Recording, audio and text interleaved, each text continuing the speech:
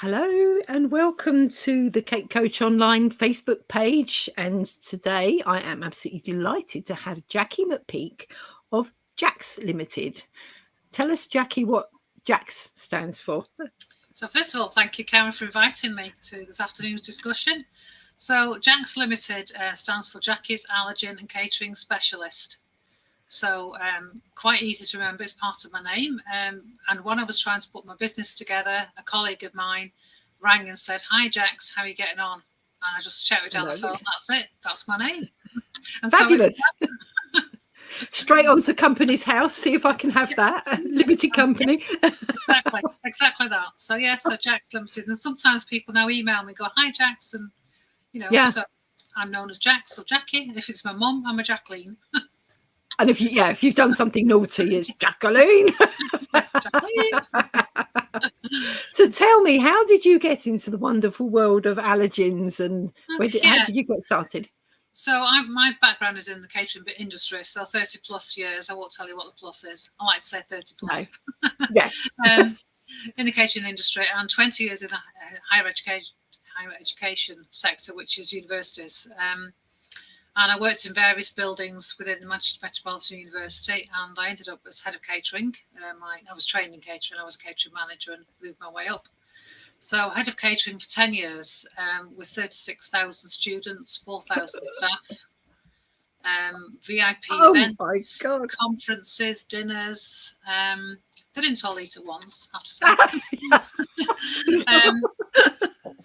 And I had 13 cafe bars and restaurants. We had, I think, 4 big restaurants and the rest were cafe bars. And hospitality, a lot of responsibility. I had a team of 60 contracted staff. And we had a lot of agency staff and also students that worked for us. So we had to make sure that everybody had the correct training, knew what they were doing. And then, of course, the law changed in 2014. So, and it came kind of out of nowhere, really, not really having had an experience of allergens. Really, I'd heard about them, but nothing like everybody else in the industry, nothing major. And we had to work out a training regime for all our teams. And also we were required to put all our ingredients into a database and put all our ingredients and recipes together, at which point chefs were saying, "Oh, it's my recipe, I'm not telling you that." But we had to kind of force it out in the nicest possible way. Because the thing was, if we had a chili con carne in one restaurant, it needed to have the same ingredients and the same taste, etc., as in another restaurant. Yeah. And from an allergen point of view, it was important that they didn't add another ingredient. For vegetable soup, if they added cream of vegetable soup, it now contains milk. So that kind of concern. Yes. So quite a bit of work behind the scenes. We did the training. And then I attended a seminar where the speaker said that students living away from home for the first time, if they have an allergy, they're the most vulnerable group if they're aged 18 to 24. And I thought, wow, that's my responsibility to make sure that these young people are safe, they can eat, they can find the food they need to eat, and that it's safe for them. In actual fact, at Manchester Met University, we didn't have any more catered halls, but we did have people in residential halls, self-catered. So we didn't have to worry about residential meals. And of the 36,000, of course, they didn't all eat there. But we had, like I said, we did offer hot food, and we needed to make sure it's safe. So I was really conscious that it wasn't going to happen on my watch, because it would be my responsibility. So we did a lot of work on it. And at the same time, coincidentally, my youngest daughter, who was 14 at the time, came home from a trip to Manchester and said, "Oh, my lips feel a bit funny. Do they look a bit funny?" Yes, they do. And there began 6 months of trying to find out what was wrong, because she was first of a 2-year GCSE programme. And 2 days in bed, 3 days in school, 3 days in school, 2 days in bed. Because whatever I was giving her as a parent was making her ill. So very stressful, because I was busy trying to manage my students at work, but I couldn't manage my own child. What was wrong?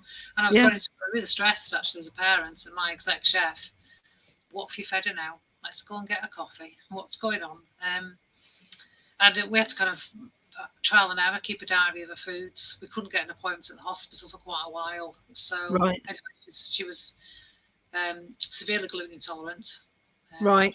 lactose intolerant. No potatoes. So the jacket potatoes I kept feeding her.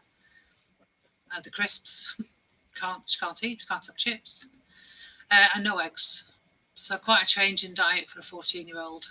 Yeah. So no burger and chips, no bread, no wheat, no crisps. Wow. So it suddenly became very real to me because I had to manage packed lunches for her school. She couldn't really go out without taking food with her because we didn't know how to manage it initially. We had to get some diagnosis on what she could eat. And then I said to my team, there's probably lots of people like her in the queue wondering what they eat, and we need to make sure it's easier for them. We need to support them. So I became very passionate about it. We won awards for the work we did. So in 2018, I left to make this my business, and then I won the Free From Hero Award in 2018. Oh, wow. Yeah, for all the work I did to raise awareness of allergies in universities, because I took the learning that we had into other universities and shared experiences. So yeah, and I continue to do that. Yeah. So as a parent, I've got she's not anaphylactic, to be fair. She doesn't carry an EpiPen.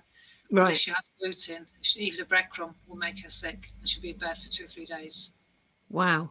Yeah. So the impact on that, was missing college, missing uni. She's now 21. She's just this week put in a final assignment. She's finished university. Yeah. But she's going back next year for a master's. So, oh, bless her. But she's living in a shared house. She chose to stay in Manchester because she had an experience when she went away. That made her ill. So she said, I'm going to stay in Manchester. First year stayed at home. Year 2 and 3, she's been in a shared accommodation. But sometimes I get a message to say, well, I got one about 2 weeks ago. Mum had been attacked. So heart goes in your mouth by gluten. So it was gluten. It was in the kitchen, because there's 3 students living in the house, and sometimes they're not quite as clean as they should be. Methodical. Yeah. So in terms of cake ingredients, then how can we help the cake decorating community to know more about what they should and shouldn't be doing? Yes, I know you're coming to see us as a guest in the cake circle. Certainly, further on down the road, but. I think the thing is to really understand what ingredients are going in your cake. There are 14 allergens that you need to understand and know about, which must be declared if present in your cake. If your business is online, you should provide the customer with access to ingredients. So either via a website with all the ingredients on your website, or that you can get back to them via email. But the law says that if somebody with an allergen asks you for the ingredients and allergen content, you must be able to tell them. Right. So in terms of cakes, I know myself previously, I'll just throw a bit of this in, I'll throw a bit of that in. Yeah. You need to know what that bit of this and bit of that is, because that could be an allergen. And in fact, the allergens are not limited to 14. People can be allergic to anything, strawberries, kiwi fruit, peaches, apples. It's not limited. My daughter's potatoes. Yeah. And that's quite common. Legumes are common, peas, chickpeas, lentils. Not necessarily cake ingredients, but. So going back to when I was young, which is a long time ago, we didn't have all these allergens. Where have they all arrived? Did we? Did. Yeah, but it wasn't quite so common. The thing is, my mum says this. She's now 87. I'm not 87. She'll why Sophie got this? We didn't have this before. I've heard of nut allergies. But my dad was 84 when he died, and quite often he would say, "Oh, don't give me that. It doesn't agree with me." Okay. So I think the older generation, it doesn't agree with me, could have been an allergy or intolerance. And if you remember back to 10 years, 15 years ago, anybody that had a digestive issue, it's IBS. Everyone had IBS. Yeah. And that's true. Yeah. So now, years ago, we had kind of a routine to eat. So on a Sunday, I've got myself at home with my 2 brothers and mum and dad. We had Sunday dinner every Sunday. Monday might be cottage pie. Thursday we got the Eggman delivered from the farm, so it was omelettes on a Thursday, whether you liked it or not. Friday was fish day. It's always fish day Friday. Yeah, we stuck to a routine, but now we can have Mexican food, we can have Chinese food, we can have Middle Eastern food, Turkish food on any day of the week. If we call Uber Eats, we can have what we want, and even in the same family.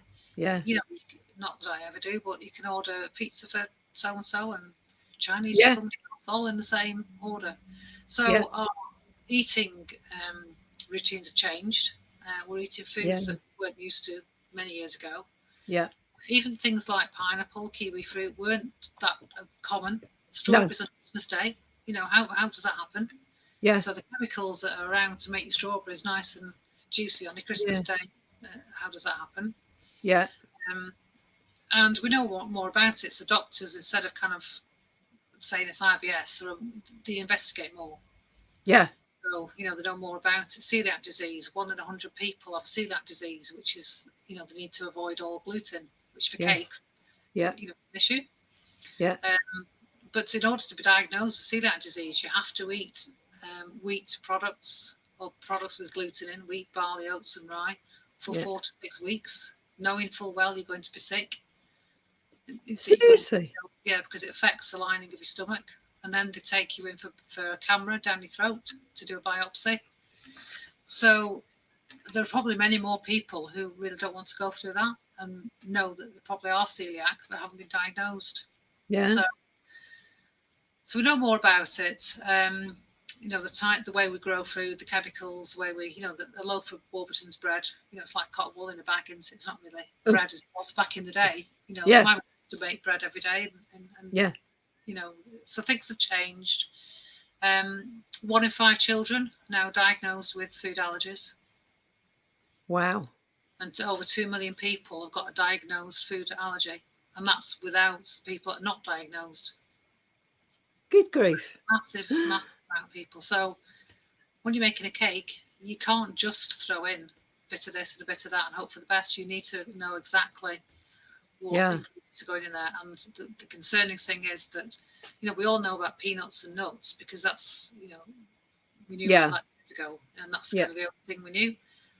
But it's quite easy to avoid nuts and peanuts.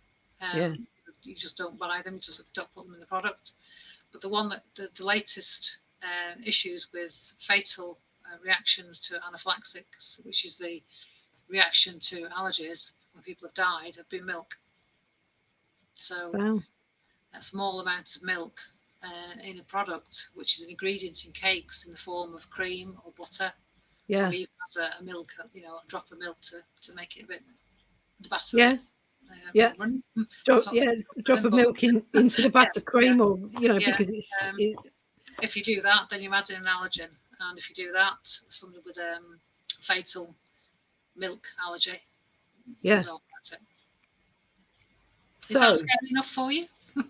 I see why they called you the scary allergy lady now. I'm not scary at all, but the subject matters. But the thing is, it's really easy. It's not easy. You need to have some thought and planning and common sense, and you can control it. Yeah. I was just thinking about how some of the chefs love sort of making things, just chucking things in and coming up with an amazing concoction at the end of it. It's like having all those constraints of like, you can't put this in, you can't put that in. Well, you can, as long as you know what's in it. So the thing is, we don't have to cater for allergies. If a restaurant feels that they're, so for example, Indian restaurants, they're going to use lots of nuts and peanuts, satay chicken, etc. as part of their culture, their diet. They even use peanut flour for some of their samosas and things like that. So if I went into that restaurant with severe peanut allergy and asked, could you cater? The answer would be no. No, exactly. It's too dangerous. Yeah. If I said I had a peanut allergy, please don't put peanuts in my meal. We can do that, but note that in the kitchen we use peanuts. I'm fine with that because people's their levels are different. Some people's an airborne nut allergy, and even the smell in the air could set off a reaction. I heard of somebody can't walk past Five Guys, a burger chain, because they use peanut oil for their chips. Yeah. And can't walk past because it just affects his throat, and straight away he starts to close up. So that is amazing. Well, not amazing in a good way, amazing. Unbelievable. So a restaurant can say, yes, we can prepare your meal without that allergen. However, we have other allergens in the kitchen. Just need you to know. So if I've got a fish allergy and I've asked for steak, they're obviously not going to, when they make it, they're going to keep that steak away from the fish. Yeah. But we'll be cooking fish in the restaurant, so it depends whether they react to the smell of fish. Yeah. So you can say, no, I don't think this is safe for you. I'm really sorry, we can't cater. Yeah. But if you're a good restaurant with an ability to manage, i.e. you've got a separate table to do your allergen prep, you can put procedures in place, then the 2 million people plus will come to your restaurant. Because it's not just that person, it's the friends, the family, the return business, because they trust you. Yeah. So it's a really lucrative market if you can do it well. Yeah. So with the cake makers, if they can cater for the allergy free of this, free of that, the free from. Free from So in terms of the chef throwing everything into a bowl, he can still do that to make seasonal foods or special special dishes or whatever it might be, as long as he records it. So on the FSA, the Food Standards Agency, there's lots of advice on there, templates you can download. It's called the chef's recipe card. Yeah. It's just a template to write down your recipe and highlight the allergens. So when the customer comes in for today's chef special, oh yes, we've got that to hand, and you can just inform them exactly what the ingredients are. Right. So the same applies for a cake. If you're going to do a speciality cake, as long as you keep a record of exactly what you put in it, then that's fine. So when the allergy person rings up and says, I want a cake for so-and-so, can you tell me the ingredients? Does it contain milk? Does it contain whatever, nuts? Yeah. Then you can tell them. Yeah. If you tell them wrongly, and there's an issue, there'll be severe consequences. If you don't know, you're breaking the law. You need to know. You need to know. And if you're using a box mix that has got goodness knows how many E numbers and all the rest of it in it, then you need to list all those out as well, presumably. Otherwise, people don't know. You need to have some sort of file, whether it's just on your computer, you keep a spreadsheet, or whether you've got them handwritten. As long as you have access, that's fine. And if they wanted a cake without nuts, for example, there are processes you need to put into place to make sure if you have nuts in your kitchen area that they're not touching the cake you're making, etc. They're kept well away. There's no cross-contamination. Yeah.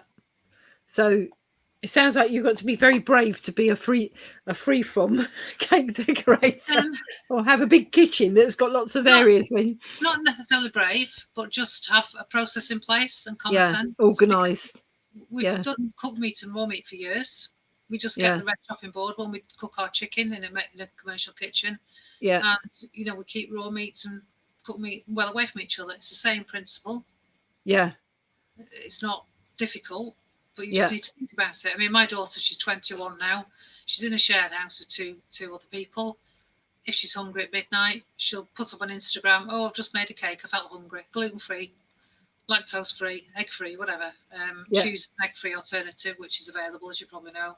Yeah. And pops a nice little Victoria sponge, Sophie style. So, amazing. 21 years old, and her background's not catering. I mean, I when she left in year 2 to go and live in a shared house, but she's only 20 minutes away, she wrote a recipe book. Mum, you need to tell me what's in your head. I need all your recipes. Oh, okay. Managed, So have you written a recipe book? No, not a formal one, but we sat down together and she, how do I make spaghetti bolognese? How do I make this? How do I make chicken? This, that, and the other. Yeah. With certain foods that we knew, because even though she's got a range of food she needs to avoid, the main course is chili con carne, is gluten-free. Okay. She can do lactose-free, gluten-free lasagna. She made one the other week and put it on Instagram. Okay. So we adapt the recipes. She can have vegetables. She likes veg. Yeah. She can't have potatoes, but can eat sweet potatoes. She can have rice. Right. So she's just got to be really, really careful. Yeah. Yeah. She's managing to make cakes and cookies and. Yeah. So it is possible. And she's only got a very small kitchen.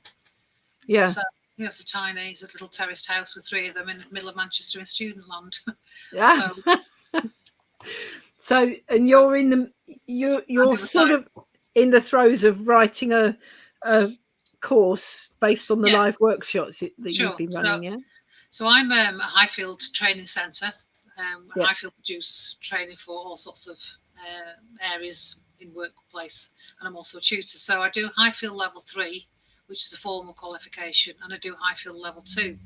Right. And a couple of times when I've done high field level 2, it's not quite hit the spot. Although people want the qualification, there are lots of slides on the presentation, and because I've got practical experience from my work, I've been in that kitchen.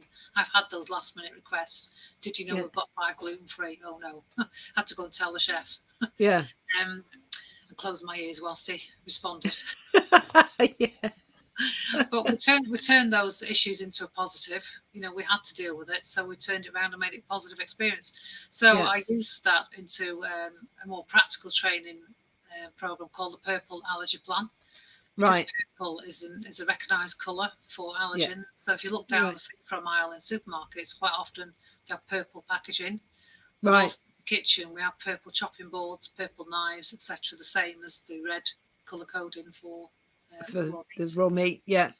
So the purple, the letter purple, each letter of that name is part of the training course. So P is for food allergy policy.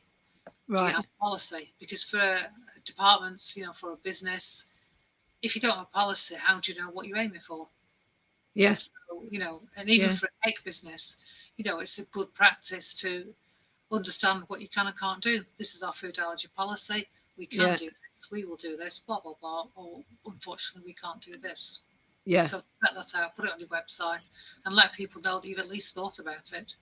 Yeah. And then the next thing is understanding. So we talk about allergies, intolerances, understanding what they are, how to manage them, and then risk management. Because just because you bought gluten-free chicken goujons, are they gluten-free by the time you've finished with them? Yeah. Because if you throw them in the fryer along with your battered fish, those goujons are not gluten-free anymore, and in fact they're contaminated with fish as well. Yeah. So you have to cook them properly, separately, away from everything else. And people don't always think about that. Just because they bought it with a label on. How they, make it no longer gluten-free, if that makes sense. Yeah. So we talk about managing it in a practical sense, and then, risk assessment, and then the rest of it, you'll have to join the course to find out. Yeah.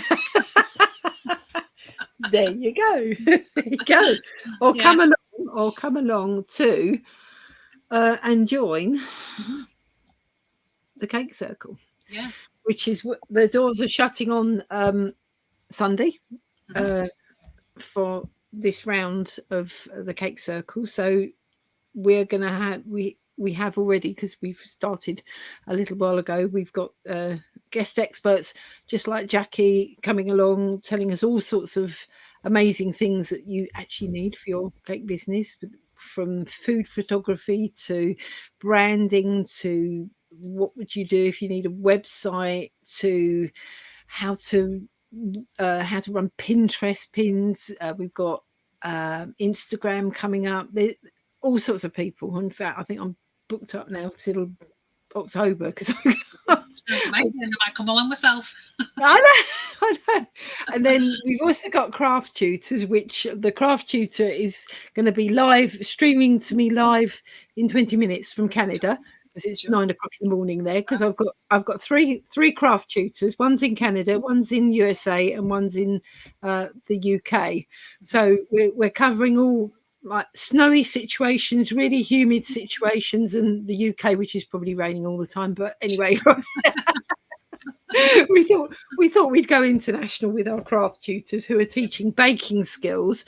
So actually, to learn about people wanting allergy-free, things, cookies and cakes and all the rest of it is perfect, because we need to know as cake decorators. And is the laws going to be tweaked again in October? Well, yes. So October the 1st, Natashas Law comes into force, which means that foods prepared under certain conditions need a full ingredient label. Right. Yeah. So that's following the death of Natasha Laperouse, who died on the plane because sesame seeds were in the dough of the baguette that she bought. Right, but not on the label. Not visible. Yeah. So if you bought a burger, you can see the sesame seeds, but these were part of the dough recipe. So no way she should know. And to be in that situation mid-flight. No. Horrendous. Awful. And the buttermilk stories as well, which is like, wow. Yeah. And I've met Natash's parents a couple of times. Did you? I spoke at the allergy show, and she gave me a hug and said, "Thank you for what you're doing." I said, "No, thank you, because you've got law through Parliament, you know." Yeah. So, and actually, when we come on to the next time, I've got a campaign running which your listeners might be interested in, to try and understand allergies a bit more, and the any money any money raised from that will go to Natashas Allergy Research to find out more about allergies. Oh wow!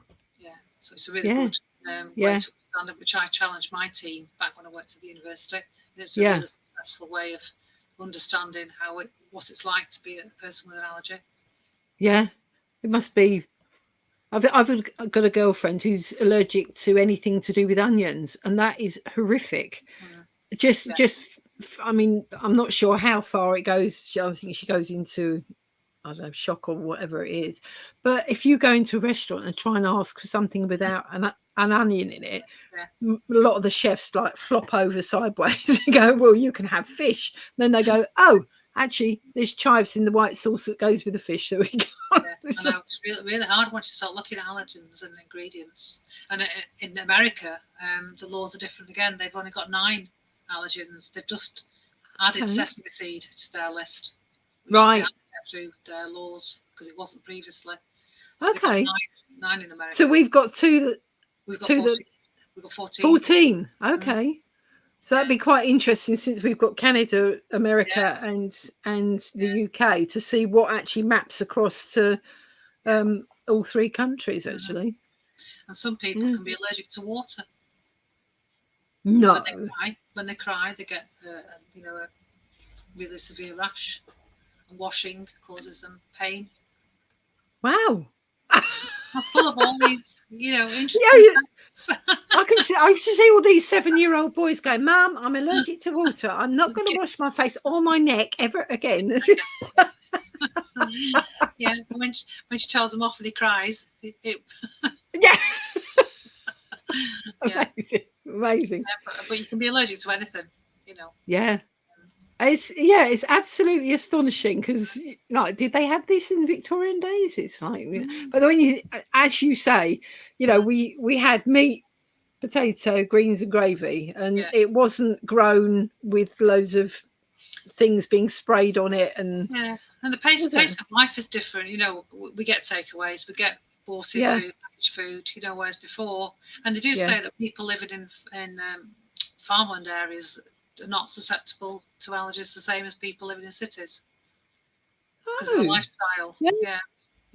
So we tend to probably be busier. We tend to buy more pre-packed products. Pre-packed stuff. Yeah. If you have allergies, the safest way to manage is to cook your own, which is why my daughter had to learn that skill, because for her as a student buying packaged food, and she very rarely has takeaways. There are a couple that she trusts, but it's not great for people to take a takeaway.